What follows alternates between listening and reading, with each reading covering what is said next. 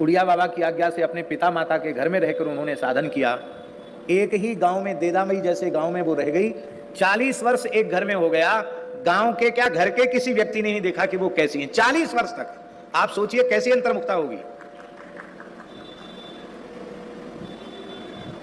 उनका दर्शन करने गए, कच्चे घर में थी और एक सेवानिवृत्त कमिश्नर थे, वो साधक की रहनी से रह के वहां झाड़ू लगा रहे थे।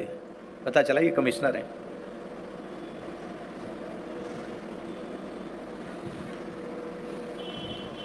तो जो ब्रह्मचारी सेवा में रहता था उसको बाहर जाने को तो कह दिया, लेकिन वो कुटिया के पास से खड़ा था।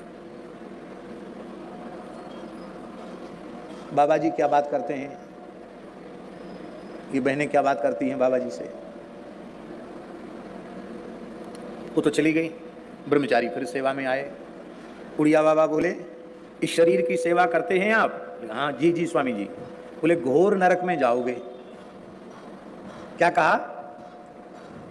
घोर नरक में जाओगे।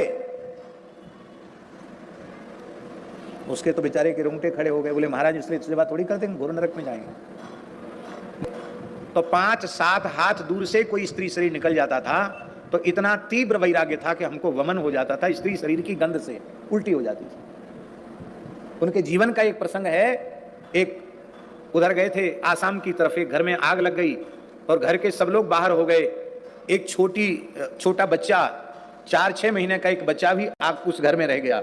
उसकी माँ भी बाहर निकल आई, लेकिन माँ उस बच्चे को उठाने के लिए आग में चली गई। अब वो घिर गई चारों ओर से आग में। किसी का साहस नहीं था कि माँ और बच्चे को पकड़ के लावे। उड़िया बाबा वहां से जा रहे थे। बाबा ने चीख सुनी तो बाबा धड़कते हुए आग वाले घर में भीतर चले गए और उस माता को उसके बालक के सहित सुरक्षित हाथ पकड़ के निकाल के बाहर ले आए। लेकिन इसके बाद उन्हें स्मरण हुआ, सन्यासी को काष्ठकी स्त्री का भी स्पर्श नहीं करना चाहिए।